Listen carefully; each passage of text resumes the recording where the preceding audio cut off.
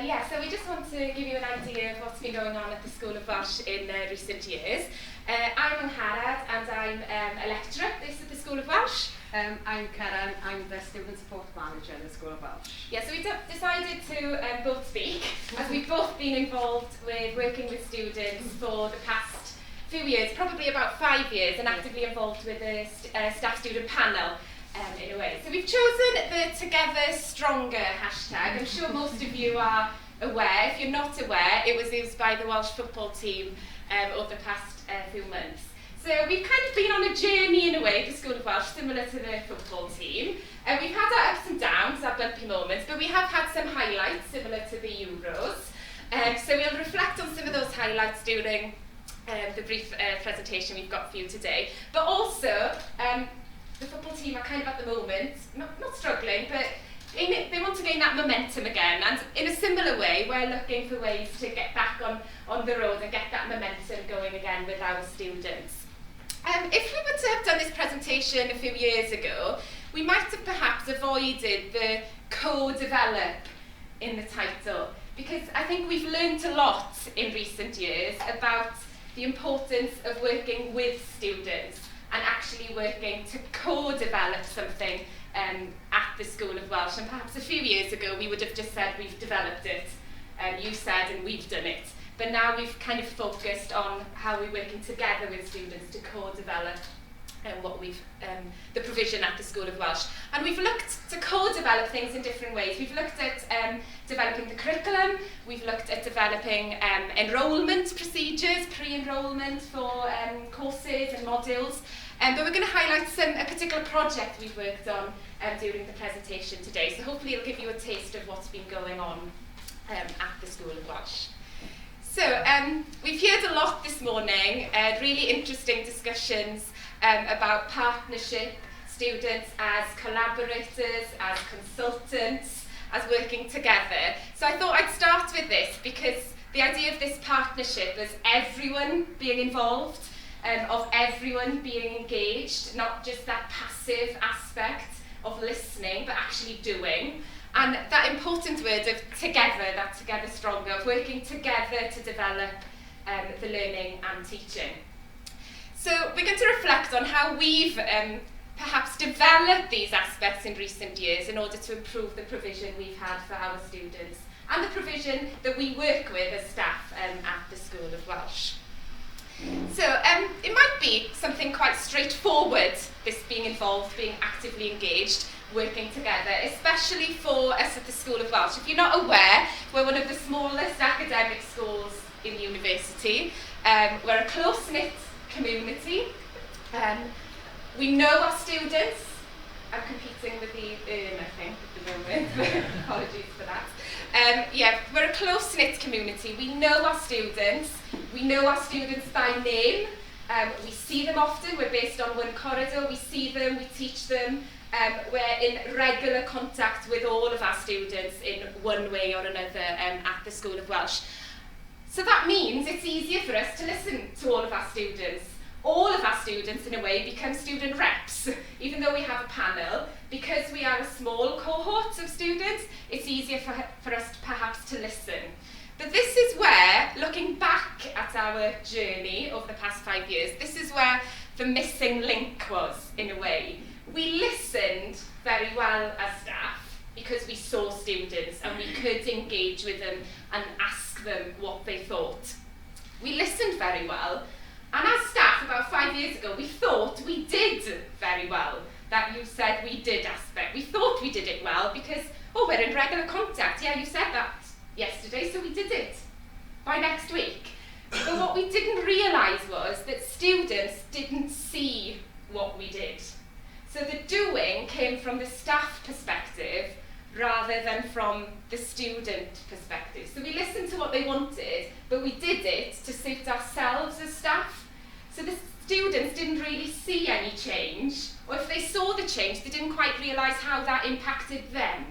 So it was that transition from listening and actively engaging in a way that benefited the students in their learning process. And because of that missing link, we kind of entered crisis point. Yeah, complete crisis point. We were at the headline on the Cau'r, we had 49% on our assessment and feedback in the NSS results. In 2012, 2012, yeah, 2012, this isn't good, this is very bad. So we couldn't understand why, really, because we did the surveys at the end of the semester, and they were quite well all the time. We had a student staff panel, the results, nothing major came from there, so we were wondering what we did wrong, really. So what we decided to look at was the project aspect of it then. Yeah, so using our students, I think it was something mentioned this morning, we're asking your opinion, we're asking students' opinion, but nothing's coming back to us. So we thought we were doing things great because nothing was being flagged in a way. But it was just engaging with how do we get that opinion in a way that we can use it, and so that students visibly see what we were doing. So as Karen said, we decided to use our student reps to look at a project, and this is developed in recent years. So the project we looked at was assessment and feedback. Conveniently in Welsh, assessment and feedback is asesu ac adborth, so AA logo. So our roadside assistants in 2012 were the students. So we brought them in because we were in need for something, a drastic change was needed in a way to improve those results. But not improve a result, not improve a percentage, but improve what the students were receiving, what they were getting from us as staff. We thought we did the feedback, we thought they did the assessment well, and staff were complaining, well, I'm giving them feedback all the time. But the problem was, the missing link, students didn't realise what feedback was, and what assessment was in some ways or other, whether it was formative, or whether it was summative. So we used our panel in a way. It was a kind of trial and error, but we realised it kind of worked, so we went with it. We had an initial meeting, and in that meeting we looked at the Cau'r headline, 49% issue, and we looked at ways, we want to improve our results, but we want to improve your experience as students. So we asked our students, as kind of a traffic light, the red, to evaluate the provision, what we were doing. And on the surface, they were there, well, yeah, I think everything's fine. But when we dug deeper into what students' conception of feedback was, there wasn't really an answer. They didn't really understand, and they didn't really know how we were using feedback in a way that they could feed forward, which was the important aspect. So we worked with students, which was the key, and what we didn't do in the past. So we would have gone away in the past and created our own questionnaire and sent it to students and perhaps not get many replies. But we used our students in their small groups, in their individual classes, to kind of gauge what the general consensus was around assessment and feedback. And we asked the students and worked with them as a team to develop a questionnaire that would be suitable for students, a questionnaire that students would actually want to click and answer. And we used that feedback to kind of get to everyone. I'll come back to that challenge of reaching individuals in a moment. But yeah, so a questionnaire was sent. We received feedback through the questionnaire, and then as a team of staff and student reps, we evaluated what was being highlighted around feedback, around assessment, and we created a kind of action plan with the students rather than staff going away to create the plan themselves. So the amber there was kind of stop and think, to evaluate what was happening and what the students actually wanted. And with the students, we worked together to create feedback templates. So the traditional feedback sheets that we used to use were used for years. I was a student at the School of Welsh, and I remember those feedback sheets in one way or another. So they hadn't changed much because we thought they worked. But what the students looked at was what actually they wanted from their feedback, and it was very much a more clearly defined feed-forward approach. The feedback sheets, in a way, which the students actually sat down with us and created themselves, were very similar to what was in the past. It wasn't a huge change in content, but it changed the way students saw what was being written and how they could actively engage with what was written in order to go on to the next step. So the students basically created feedback sheets to feed forward. We actually worked with them also to create a assessment feedback timetable. So we asked them, when do you want your questions? When do you want your assessment questions? When do you want feedback? When would it be useful during a course, as well as at the end of an assessment as well? So we created kind of a feedback loop. So the loop was constant. It wasn't at the end where the assessment was done. It was within a module, within a cycle. So we worked with students to create a plan, and then we brought that plan to the academic staff and the professional services staff who were going to kind of implement the programme. So it was kind of an assessment and feedback, feed-forward approach. Students worked with us to create what they wanted as feedback sheets, but also when they wanted it, how they wanted it. Was it face-to-face? Was it on paper? Was it recorded? So it was a lot of change for us as staff. The content wasn't different, but it was a lot of change in practical and timetabling ways. But it kind of worked.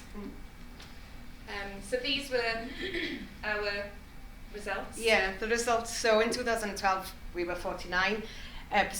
Then by 2015, we reached 95% in our assessment and feedback category within the NSS.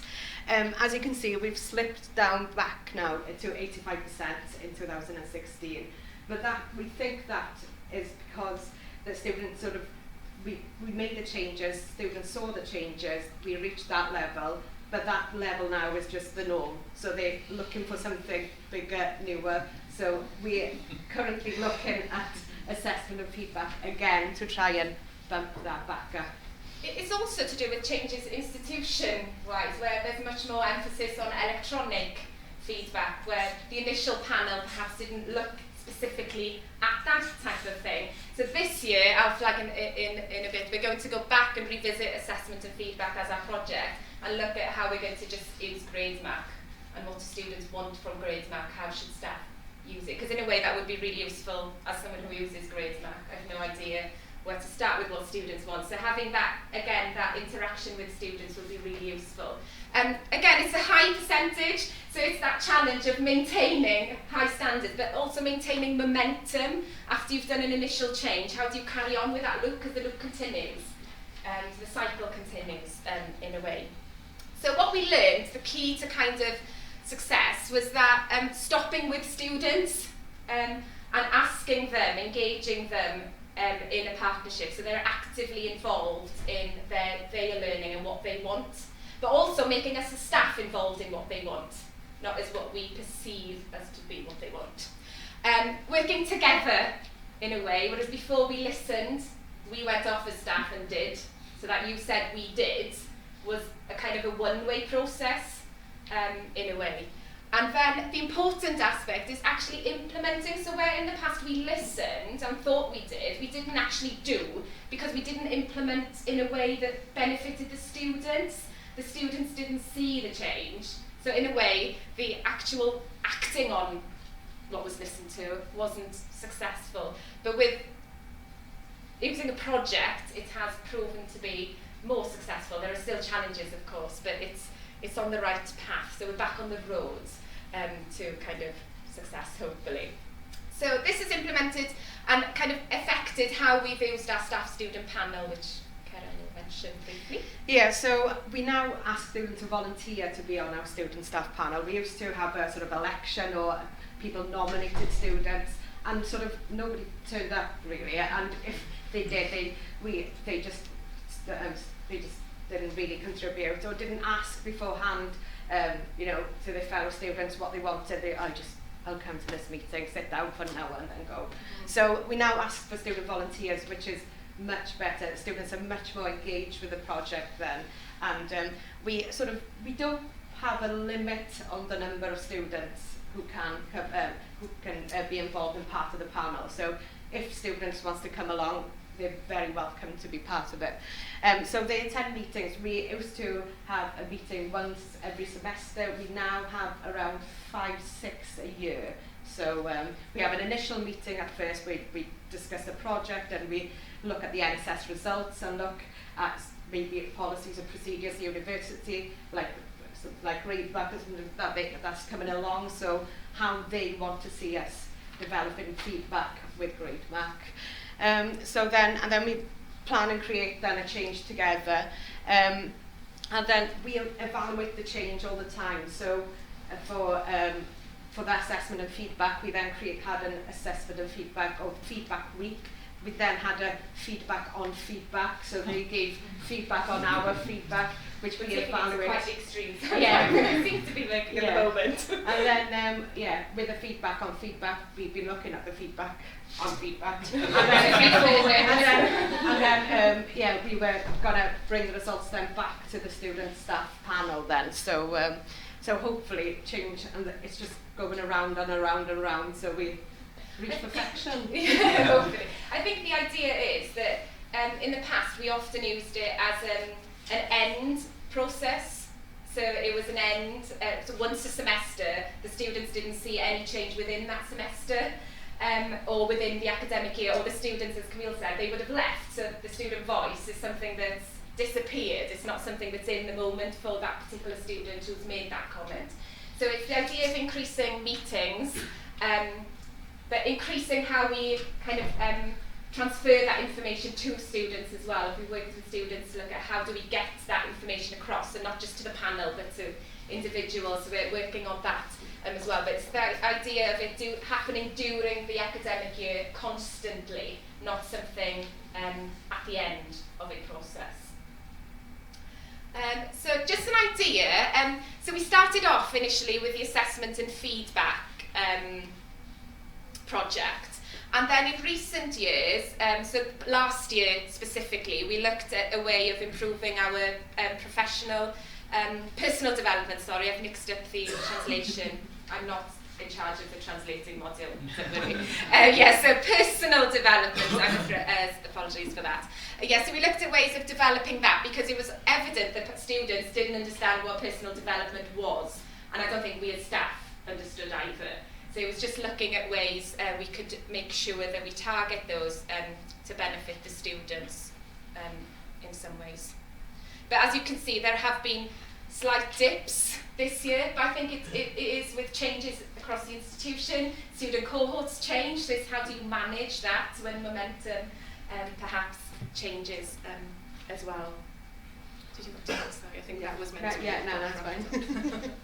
Yes, so we looked specifically, as I said, as the personal development aspect last year, but it's rolling. So changes or suggestions that were made last year are kind of ongoing. We made changes during the year, but we're still acting on those this year as well. So we made changes during the year so that the third years last year saw a benefit to what was being said and what was being done. So the idea of they said or you said, we did, but we've added together. I think that was perhaps picked up on this morning, that it's not you said and then we'll go off and do it. It's actually working together to reflect on what's being said. So students last year, how do we develop that personal aspect as well as the curriculum? They found that there weren't perhaps opportunities to network with staff, to get to know staff and students from different year groups on different modules. So you perhaps got to know your students within a group very well, but not across across the provision, and also with our postgrads as well. We're a small academic school, so it's the idea of building on that close-knit community. So they set up a society called Cymdeithas for students, by students, but engaging with staff as well, so staff becoming involved, but it's set up and arranged by students, not us creating something thinking that students would want it. And we've had kind of social activities, a stomp, which is a competition, poetic competition between staff and students always win. But so that was held in September, and we have social activities coming up as well, like a Christmas quiz and things like that. But it's come from the student voice, but we've worked together to develop kind of a social aspect. And we've also looked at ways of integrating at the School of Welsh, even though we're a small group, a small cohort, we do have different cohorts within the provision. So we have students on different pathways, but getting to the same end degree. So we have second language students, first language students, as well as postgrads, undergrads. So it's integrating students who are on different pathways, which is a challenging aspect when we're looking at language and linguistic levels. But we've worked with students to kind of develop how we can go about that social side of things, the personal side, as well as curriculum design. So working with students to integrate on modules, which we'll be trialling in the spring semester, actually bringing students together from different pathways earlier in the programme. And then one of the key aspects was employability. Students didn't really see how we were developing their employability skills. So our module feedback results were, we're not really sure how a module on literature ties in with me getting a job or employability in some ways. So we've really tried to develop how we as staff engage with employability skills in modules that are traditional employability as well as a specific employability module, but also outside of the curriculum, developing employability and networking events. And we do have one on Monday, happens to be in the Heriau, the old library in Tanwer. We've got graduates from Welsh working in different kind of areas, networking hopefully with our students. So it's something the students have asked for, and we've worked together to develop kind of a plan throughout the year. And then, as I said, we're looking this year, our project specifically this year is grades mark, and what kind of feedback, when do they want it, in what format, do they want colours, do they want just typing, do they want targets, in order to feed forward.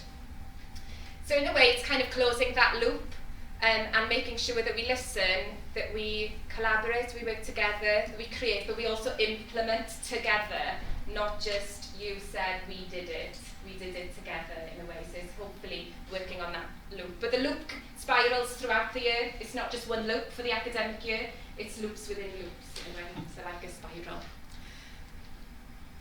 Yeah, so some of the challenges is, as I said, to maintain the high standards. If we reach a sort of a level, that would be good enough for 1 year, but for the next year, as I said, it's just the norm, so we're looking to step up and find another way to increase that and to just reach the high number just of satisfaction more than the NSS, so the students are happy is what they are given from us. And then and how to just keep on the momentum then of just with the project of just keeping it going, and also how to engage year one as well, first year students, because they come in, they don't know anything about grade mark or assessment and feedback, and so it's hard for them to be part of the project then. So trying to think of ways to sort of maybe separate the first year from the main project and working with them on a different project of different days. Such as something like transition into HE, which we've done curriculum based, but not perhaps on the personal, social side of the things that were reflected upon earlier this morning. But other challenges I've noted as I've listened to everyone talking, I won't go on too much, but it's that interesting kind of dichotomy between school-based activity, college, which I don't think students really know exist, and the university. So with us at the School of Welsh, I think they often see the School of Welsh, and probably we do have a student rep here actually, but yeah, she's looking behind now.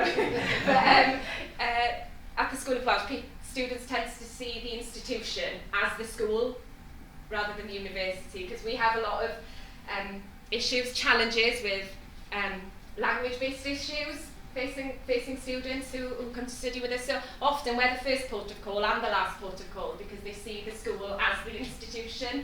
So it's actually working with how that voice transfers spirals from the school into kind of the higher levels as well, which was an interesting concept that came. But also the challenge of getting to every individual. We listen to everyone at the School of Welsh. We can do, because everyone becomes a student rep, and often with our NSS results, going from 91 to 89 student satisfaction often means just one student sitting on the fence. So it's kind of small changes, but impacts big changes for us as well. So there's lots of challenges, but we are on the right track in some ways compared to where we were. So hopefully that together kind of stronger motto will come into light as we move on as well. So diolch yn fawr am wrando, thank you very much for listening.